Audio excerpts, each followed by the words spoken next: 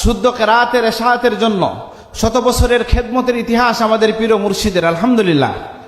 এবং আমরা এটা দাবি করি যে যদি হযরত সাহেব কিবলার কোন কারামত বলতে হয় তাহলে আমরা বলবো লাখো মানুষের মুখে উনি শুদ্ধ কোরআন তুলে দিয়েছেন, এটা তার সবচেয়ে বড় কারামত, আলহামদুলিল্লাহ। এবং এই যে আজকে আমাদের সম্পাদক মহোদয় যে ইশারা করলেন, তার শিক্ষা আন্দোলনের, ইসলামী শিক্ষা রক্ষার যে ত্যাগ এবং কুরবানির ইতিহাস, সেটা কখন থেকে শুরু হয়েছে? তার জীবনের উষালগ্নে তিনি আসামের মাদ্রাসা শিক্ষা বোর্ড, যেটা এখন এসে বিজেপি সরকার বন্ধ করেছে, কিন্তু সেই সময়ে এইরকম একটা উদ্যোগ নেওয়া হয়েছিল। আমাদের পীর ও মুর্শিদ, তার বুকের পাটা ছিল, তার সেই সাহস ছিল, তার অমিত তেজি যে ভূমিকা ছিল, তার বদৌলতে যদিও তার উপরে গুলির অর্ডার হয়েছে, গুলির অর্ডার মাথায় নিয়ে হযরত সাহেব কিবলা যে ভূমিকা রেখেছিলেন, তার ফলে আসামের মাদ্রাসা শিক্ষা বোর্ড রক্ষা পেয়েছিল, আলহামদুলিল্লাহ।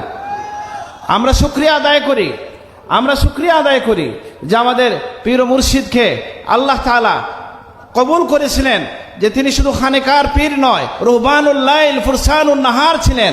রাতের বেলার যেভাবে সুফি সাধক ছিলেন, দিনের বেলার বীর মুজাহিদ ছিলেন, আলহামদুলিল্লাহ। আমরা জানি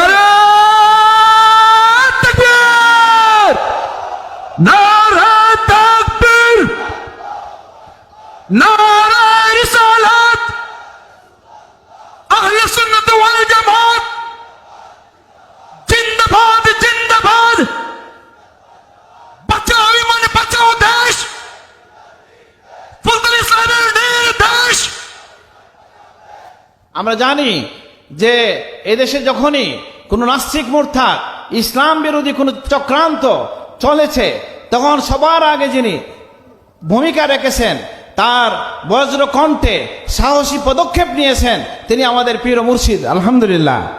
আমরা সময় নষ্ট করতে চাই না, যে আপনারা জানেন সেই তাসলিমা বিরোধী আন্দোলন বলি এবং এর ধারাবাহিকতায় পরবর্তীতেও তার প্রতিষ্ঠিত সংগঠনগুলো তালামিজি ইসলামী, আঞ্জুমানে আল ইসলাহ সহ তারা যে ভূমিকা রেখেছে, আমরা এগুলা গৌরবের জন্য বলছি না, আমরা আল্লাহর শুকরিয়া আদায় করছি, আলহামদুলিল্লাহ। আমরা স্মরণ করি যে আমাদের পীর ও মুর্শিদের উসিলায় আজকে বড় সাহেব বলছেন প্রায় 1000 হিফজুল কোরআন মাদ্রাসা তার প্রতিষ্ঠিত ইয়াকুবিয়া হিফজুল কোরআন বোর্ডের অধীনে চলছে, আলহামদুলিল্লাহ। এই সিলেটে বিশেষ করে প্রায় 200, 250 বা কত মৌলানা 300, 250, 300-র মতো ফাজিল কামিল মাদ্রাসা, দাখিল আলিম ফাজিল কামিল মাদ্রাসা আমাদের পীর ও মুর্শিদের সারা জীবনের প্রচেষ্টার ফসল, আলহামদুলিল্লাহ। আমরা জানি যে আমাদের পীর ও মুর্শিদ হযরত সাহেব কিবলাকে আল্লাহ তাআলা একজন শিক্ষক হিসেবে কবুল করেছিলেন। তাকে আমরা বলছি কি যে প্রিয় নবী সাল্লাল্লাহু আলাইহি ওয়াসাল্লাম বলেছেন, বুইস্তু মুআল্লিমান, আমি শিক্ষক হিসেবে প্রেরিত হয়েছি। তিনি তার জীবনের শেষ দিন পর্যন্ত কোরআনের তালিমে, হাদিসের দর্শের মধ্যে ব্যয় করেছেন। আমরা দোয়া করি আল্লাহ যেন তাকে জাযা নসিব করেন, আমিন। আমরা গৌরবের জন্য বলছি না, যেটা ইশারা করা হলো এখানে, যে সারা পৃথিবীতে ইউরোপ আমেরিকায় তার যে খিদমত, দারুল হাদিস লতিফিয়া বেথনাল গ্রিনে যেটা আছে, সাকিবুল্লাহ নিজে বলছেন, আমি শুনেছি যে এই প্রতিষ্ঠান, যখন আমি ব্রিটেনে গেছি আমি দেখেছি যে কোনো প্রতিষ্ঠান নাই। আমি তাদেরকে বলছি তোমাদের বাচ্চাদেরকে দিনের উপর রাখতে হলে কোনো বিকল্প নেই, যে তোমরা আমাকে হাদিয়া দেওয়া লাগবে না, তোমরা তোমাদের বাচ্চাদের জন্য দিনই প্রতিষ্ঠান করো, না হয় পরবর্তী প্রজন্মকে রক্ষা করতে পারবে না। আলহামদুলিল্লাহ, আজকে দারুল হাদিস লতিফিয়া এখানে আছে, আবার আরেকটা আছে আমাদের নর্থ ইস্টে বোধ হয় আরেকটা আছে, আমার ভাই সালমান যেটা প্রিন্সিপাল দারুল হাদিস লতিফিয়া বেতনাল গিনে, আমার ভাইয়া মৌলানা মোহাম্মদ হাসান চৌধুরী এটার প্রিন্সিপাল। আলহামদুলিল্লাহ, আমরা দেখছি যে দুনিয়ার দিক দিগন্তে আমাদের পীর ও মুর্শিদের খিদমত ছড়িয়ে পড়েছে।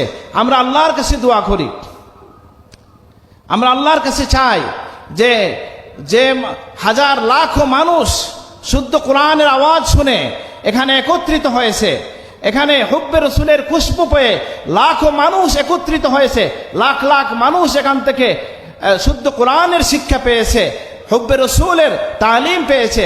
আল্লাহ যেন এই সিলসিলাকে, এই মাসলাককে, এবং আমি দোয়া চাই এই পরিবারকেও আল্লাহ তাআলা যেন কবুল করেন এবং রক্ষা করেন।